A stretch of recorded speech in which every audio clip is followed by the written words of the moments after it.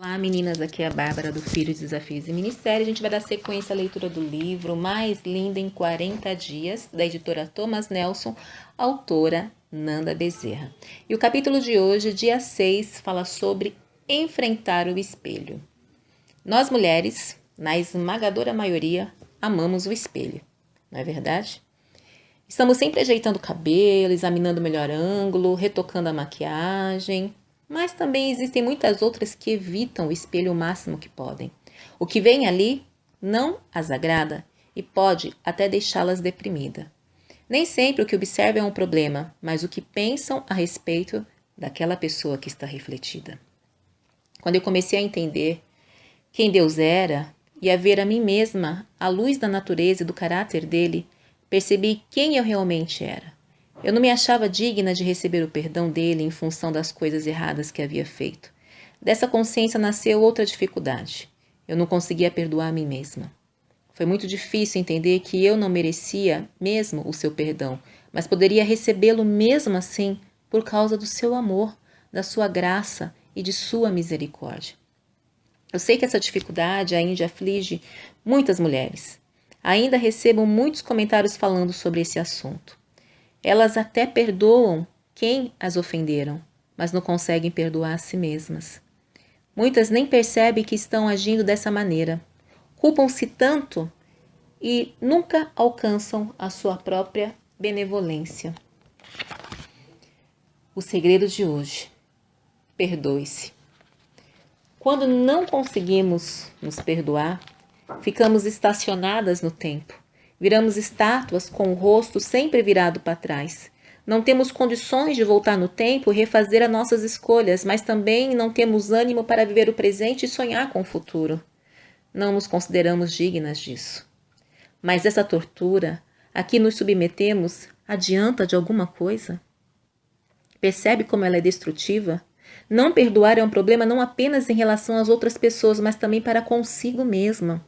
Ainda que você diga, eu não tenho mágoa de ninguém, não faço mal a ninguém e não estou fazendo nada de errado, mas não se perdoa de certas coisas, e isso indica que ainda existem mágoas para consertar. Isso pode ser o obstáculo que tem impedido muitas mulheres de serem mais lindas. Mais que isso, de apreciar a própria beleza e desfrutar dela.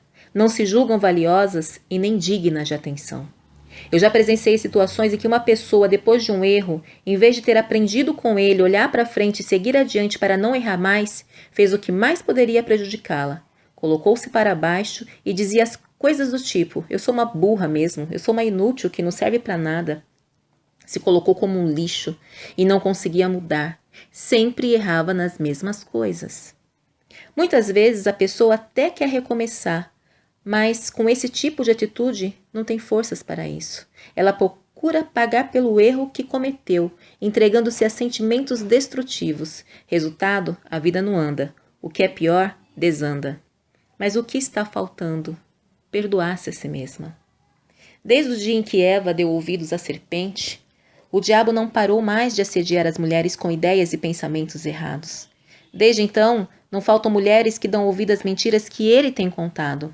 A serpente é sutil, ela chega de mansinho com voz suave para que ninguém perceba o monstro que ela é. Realmente, quando menos se espera, o fruto proibido foi mordido, o erro foi cometido e a serpente está se enrolando em torno de nós, tentando nos sufocar. É assim que o diabo trabalha como acusador. Ele maximiza o sentimento de culpa após o erro cometido, dizendo coisas como: já era, você já se contaminou, não há volta, você não merece esse perdão, e ainda que se perdoe, você nunca mais será a mesma, você sempre vai ser assim, nunca vai mudar. Ai, que raiva, gente! Não dá vontade de pegar essa voz maldita pelo pescoço e dar uma boa lição inesquecível nela? Eu mesma já dei ouvidos a essa voz e é preciso vigiar sempre. Se não estivermos vigiando o tempo todo, podemos cair na arapuca dele. Não podemos ser como Eva, dando trela à conversa do maligno, deixando a serpente se enrolar em nós e nos sufocar sem percebermos. Não demore a perceber que o perdão de Deus é genuíno e está ao nosso alcance. Não queira ser mais justa que o próprio Deus, achando que o erro que você cometeu não tem perdão. Se você se encontra nessa situação, o primeiro passo é tapar os ouvidos para essas vozes na sua cabeça. Não converse com elas, essa voz é do diabo, a serpente original. O problema é que muitas vezes as pessoas batem o maior papo com ele. Se bobear, rola até um cafezinho. Amiga, não dê ouvidos a essa voz. Não se deixe envolver pelos pensamentos negativos que ele lhe sopra. Creia no que a Bíblia diz ser verdade a seu respeito. Que Deus a ama, a perdoa e lhe dá a chance de recomeçar sempre, sempre, a cada momento, a todo instante, sem parar. Amém? Sempre há solução enquanto você estiver viva. Só não há mais jeito depois da morte. Mas se ainda estiver respirando, acredito que é o seu caso. Você possui condições de receber a misericórdia que Deus lhe estende. Embora não sejamos merecedoras do seu perdão, o Senhor Jesus, por sua graça, nos dá o direito de sermos perdoadas por Ele mesmo e por nós mesmas. O primeiro passo é se arrepender dos pecados. Isso é diferente de sentir remorso. A pessoa que tem remorso fica remoendo o acontecido e se torna refém do erro. Foi o sentimento que Judas teve após trair Jesus. Então Judas, aquele que o traíra, vendo que Jesus fora condenado, sentiu remorso e devolveu as 30 moedas de prata aos líderes religiosos, dizendo: pequei, traindo sangue inocente. Eles responderam: que nos importa, esse é problema teu. E depois de atirar as moedas de prata para dentro do santuário, retirou-se e foi enforcar-se. Mateus 27, versículo 3 a 5. O remorso sempre traz morte e destruição. O arrependimento, por outro lado, traz a vida. Arrepender-se é ter nojo do erro cometido, mas envolve também olhar para o futuro e decidir seguir a vida sem cometer mais aquela falha. Essa foi uma atitude de Paulo. Ele perseguiu duramente os primeiros cristãos, mas quando foi alcançado por Deus, não se deixou consumir pelo terrível erro do passado. Em vez disso, agarrou o perdão e a nova oportunidade de vida que Deus lhe estendia. Pois sou o menor dos apóstolos, indigno de ser chamado apóstolo, porque persegui a igreja de Deus.